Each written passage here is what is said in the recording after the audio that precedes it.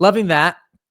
And then yesterday, I went to go see The Naked Gun. I was excited. I was, I'm not the biggest. I like to go see comedies with friends and stuff like that. And I just had a slow day by myself, and I really wanted to go check a movie. And I want to watch together, but like I said, I'm kind of waiting for that. And there's a couple other things that I have seen: Jurassic World, Superman, Fantastic Four. I've seen all of that. There's a couple other things that I would like to see. But The Naked Gun. Now I'm going to preface this. Very importantly, that I have not seen the original Naked Gun front to back. I've seen a bit of it. I've seen clips of it, and I'm very much aware of the humor. I've seen all the clips and all that throughout the years, and I'm a big fan of Leslie Nielsen and his type of comedy and Airplane and all of that, but I've never seen it. That being said, what I do know about it, this movie is so good. I'm caught off guard by how good The Naked Gun is. It is so fantastic. It does so well and so unwaveringly sticking to that deadpan style of comedy that the original had. The original Leslie Nielsen comedies had. Let's not forget, he started off his career as a very serious actor until he dove into these comedic roles, which he became so beloved for. But this movie is so good. It sticks to that deadpan humor, and Liam Neeson is like, I cannot think of anybody who would be more perfect for this role. He just crushes it. His line delivery is just so on point, and I never had any doubt. I don't know if any of you have ever seen that show, what is it? It was the show with, every time I need to think of something, my mind completely blanks. It was the original Office with Ricky Gervais. Not the original Office, but Ricky Gervais. And him and what was his name? What was that show called? I know if Brian was on here, he would know right the fuck away. Not Afterlife. That was his newer one. The one that he did, it was like that live camera show, and he would have guests on with his buddy. Life's Too Short. Yeah, Life's Too Short. That was the movie. That was the show. Life's Too Short with Stephen Merchant. That's what I'm trying to think of. So Ricky Gervais and Stephen Merchant, and Warwick Davis. Sorry, Life's Too Short. It kind of goes through the ins and outs of writing and being a creative in the industry and all the different encounters and all that. I don't want to get into that, but there's an episode with Liam Neeson where he wants to get into comedy, and they're kind of trying to work with him through it, and he's giving all these like very interesting like character takes and all that, and making the whole situation awkward. If you haven't seen it, it's so funny. But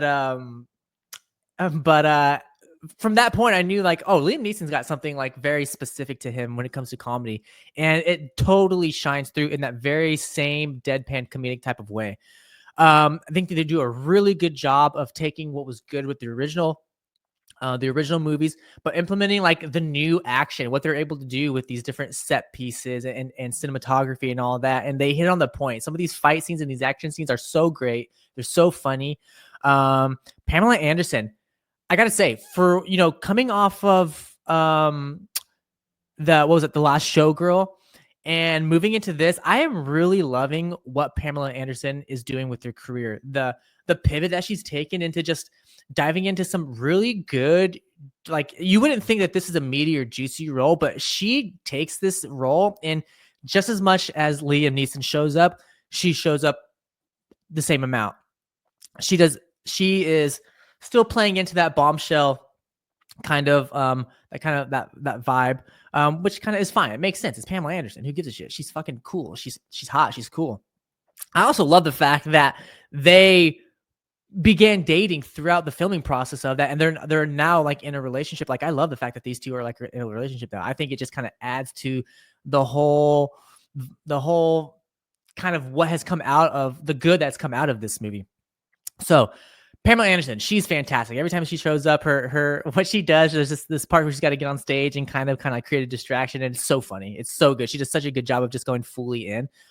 Danny Huston, another great addition. I'm not even sure if I remembered or realized he was in this movie. Maybe it just kind of went over my head. But he does really well as well. The set pieces are fantastic. This Paul Walter Hauser, in the moments that he gets to show up and shine, he does a really good job of being kind of like a number two to Liam Neeson's character, Frank Drebin Jr. A lot of good people, a lot of good cameos. I don't want to like give away too many cameos, because there are some like ones that took me by surprise.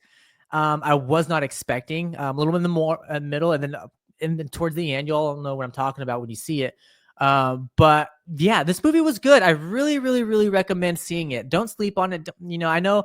I mean, don't get me wrong. When I was in the movie theater, it felt like it was a geriatric center. No hate, but I mean, I think probably 80% of the people were in there that were probably over 65 or so.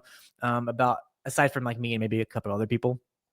But don't sleep on it. It's a good movie. It's definitely worth checking out. I mean, if you like checking out movies in theaters in general, go check it out. I'm sure you could probably wait for this to go, but you know, let's support movie theaters. Let's get that money flowing. We can continue to get good comedies like this. It's not an original comedy, but it works closely enough, nearly as an original comedy, that it's worth warrant seeing. So